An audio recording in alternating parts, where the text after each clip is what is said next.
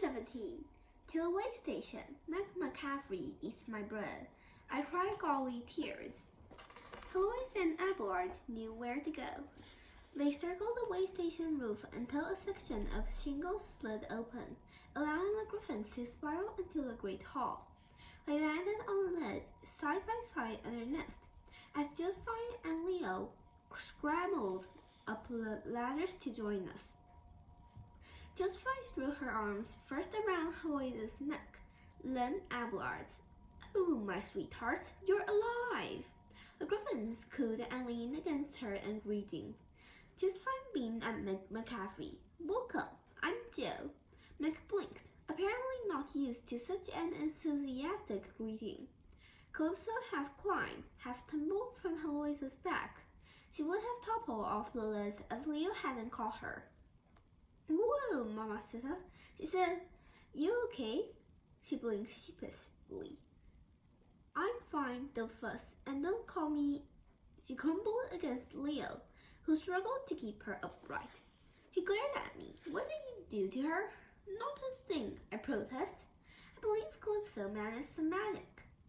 I explained what had happened at the zoo, our encounter with Lydiarces, and our escape, and how Arena's net had suddenly shot into the sky like a squib from a war cannon. One of Poseidon's less successful prototype weapons. Meg added unhelpfully, "It was crazy." "Lydiarces," Leo muttered. "I hate that guy. Is Cal going to be okay?" Josephine checked Calypso's pulse, then pressed a hand against her forehead, slipped against Leo's shoulder. The sorceress snored like a razor-packed saw. "She's blown a circuit," Josephine announced. "Blown a circuit?" Leo yelped. "I don't like blown circuits." "Just an expression, bud," said Josephine. She overextended herself magically. "We should get her to Emmy in the infirmary. Here." Josephine scooped up Calypso. Ignoring the ladder, she jumped off the ledge and landed easily on the roof 20 feet below. Leo scowled. "I could have done that." He turned to Meg. No doubt he recognized her from my many tales of woe. After all, young girls in stoplight-colored clothing and rhinestone cat-eye glasses were not common. "You're Meg McCaffrey," he decided. "Yep." "Cool. I'm Leo, and he pointed at me. "Hunter said you can, control this guy?" I cleared my throat. "We merely cooperate. I'm not controlled by anyone, right, Meg?" "Slap yourself," Meg commanded. I slapped myself. Leo grinned. "Oh, this is too good. I'm going to check on Calypso, but later we need to talk." He slid down the ladder railings, leaving me with a deep sense of foreboding. The griffins settled in their nests, clicking contentedly to each other. I was no griffin midwife, but Heloise, thanks to the gods, seemed no worse for wear after her flight. I faced Meg. My cheeks stung when I slapped myself. My pride had been trampled like Lydiarces under a herd of combat ostriches. Nevertheless, I felt remarkably happy to see my young friend. "You rescued me." Now I added two words that never come easily to a god. "Thank you." Meg gripped her elbows. On her middle finger, her gold rings glinted with the croissant symbol of her mother, the mirror. I had bandaged her cut thigh as best I could while we were in flight, but she still looked shaky on her feet. I thought she might cry again, but when she met my eyes, she wore her usual willful expression, as if she were about to call me poop-face and order me to play Princess versus Dragon with her. "I never got to be the princess. I didn't do it for you," she said. I tried to process the meaningless phrase, then why, "That guy." She waved her finger over her face, indicating Lydiarces' scars. "He was bad." "Well, I can't argue with that." And once they drove me from New York, she made her icky expression, "Marcus Vortigern." They said things, what they would do in Indianapolis.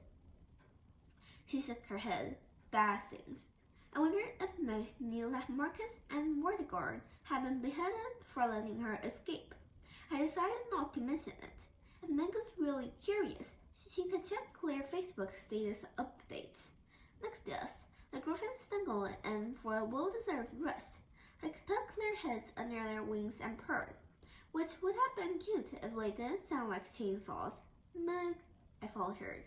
I felt as if a plexiglass wall divided us, though I wasn't sure whom it was protecting from whom. I wanted to say so many things to her, but I wasn't sure how. I summoned my courage. I'm going to try. Meg studied me warily. Try what? To tell you how I feel. To clear the air. Stop me if I say something wrong, but I think it's obvious we still need each other. She didn't respond. I don't blame you for anything. The fact that you let me alone in Grover to dawn up, that you lied about your stepfather. Stop. I waited for her faithful servant, Peaches the Carpos, to fall from heavens and tear my scalp off. It didn't happen. What I mean, I tried again, is that I'm sorry for everything you have been through. None of it was your fault. You should not blame yourself. Let Nero play with your emotions, twisted your thoughts. Stop. Perhaps I could put my feelings into a song. Stop. Or I could tell you a story about a similar thing about that once happening me. Stop. A short riff on my ukulele. Stop. This time, though, I detected the faintest hint of a smile tugging at the corner of Meg's mouth. Can we at least agree to work together? I asked. The emperor in the city is searching for us both. If we don't stop him, he will do many bad things. Meg raised her left shoulder to her ear. Okay. A gentle crackling sound came from Griffin's nest. Green shoots were sprouting from the dry hay, perhaps a sign of Meg's improving mood. I remembered Clinder's words in my nightmare. He said I had realized how powerful she is becoming. Meg had somehow tracked me to the zoo. She'd caused ivy to grow until it collapsed a roof. She'd made bamboo plants swallow a squad of Germany. She'd even teleported away from her escorts and then using a clump of dandelions. Few children of the mirror had ever had such abilities. Still, I was under no illusions that Meg and I could skip away from here arm in arm, our problems forgotten. Sooner or later, she would have to comfort Nero again. Her loyalties will be tested, her fears played upon. I could not free her of her past, even with the best song or ukulele riff. Meg rubbed her nose. Is there any food? I hadn't realized how tense I'd been until I relaxed. If Meg was thinking of food, we are back on the path to normalcy. There is food. I lowered my voice. Mind you, it's not as good as Sally Jackson's 7-layer dip, but Emmy's fresh-baked bread and homemade cheese are quite acceptable. Behind me, a voice said dryly, So glad you approve. I turned. At the top of the ladder, Emmy was glaring Griffin claws at me. Lady Bromars is downstairs. She wants to talk to you. The goddess did not say thank you. She did not shower me with praise, offer me a kiss, or even give me a free magic net. Bromars simply waved his seats across the dinner table and said, Sit. She was dressed in a gauzy black dress over a fishnet bodysuit, a look that reminded me of Stevie Nicks, circa 1981. We did a fabulous duet on Stop Dragging My Heart Around. I got 0 credit on the album, though.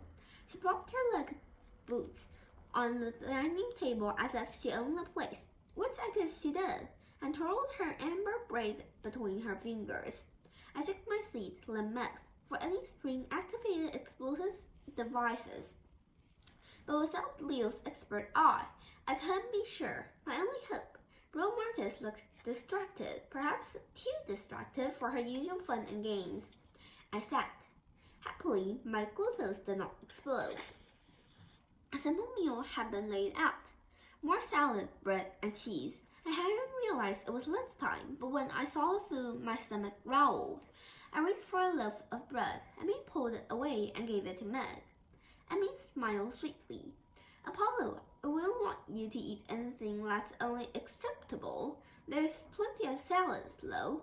I stared miserably at a bowl of lettuce and cucumbers. Meg grabbed the entire bread loaf and ripped off a chunk. chewing it with gusto. Well, I say chewing. Meg stuffed so much into her mouth it was difficult to know if her teeth ever connected. Bro Martis laced her fingers in front of her. Even that simple gesture looked like an elaborate snare. Emmy, she said, how's the sorceress? Resting comfortably, my lady, said Emmy. Leo and Josephine are looking in on her. Ah, there they are now. Josephine and Leo's rode toward the dining table. Leo's arms spread like the Rio de Janeiro Christ statue. You can all relax, he announced. Calypso is okay. The net goddess grunted as if disappointed. A thought struck me. I frowned at Bro Mars. The net over the arena. Nets are your department. You helped blast it away, didn't you? Calypso couldn't have done that magic by herself. Bro Mars smirked. I may have jump-started her power a bit. She'll be more useful to me if she can master her old abilities. Leo dropped his arms, but you could have killed her. The goddess shrugged. Probably not, but it's hard to say. Tricky stuff, magic. You never know when or how it's going to come out. She spoke with distaste, as if magic were some poorly controlled bodily function. Leo's ears began to smoke. He stepped toward the goddess. Josephine grabbed his arm. Let it go, bud. Between Emmy and me, we can take care of your girl. Leo wagged a finger at Bro Martis. You're lucky at least time. Ladies are such bosses. Jill here. She told me that with enough time and training, she could probably help Calypso get her magic back all the way. Josephine shifted, her wrenches clinking in the pockets of her coveralls. Leo, did you know she was a gangster? He grinned at me. Jill knew A.I. Capone. She had the secret identity and... Leo! He flinched, which isn't my place to talk about. Oh, look, food! He took a seat and began cutting the cheese. Bro Martis pressed her hands against the table. But enough about sorceress. Apollo, I must submit you did moderately well retrieving my griffins. Moderately well? I bet back a few nasty comments. I wonder if demigods ever felt the need to restrain themselves when facing ungrateful gods like this. No, surely not. I was special and different, and I deserved better treatment.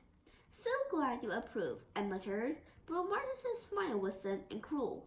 I imagined nets wrapping around my feet, constricting the flow of blood at my ankles. As promised, I will now reward you. I'll give you information that will lead you directly to the palace of the Emperor, where you either make us proud or be executed in some horrible but creative fashion.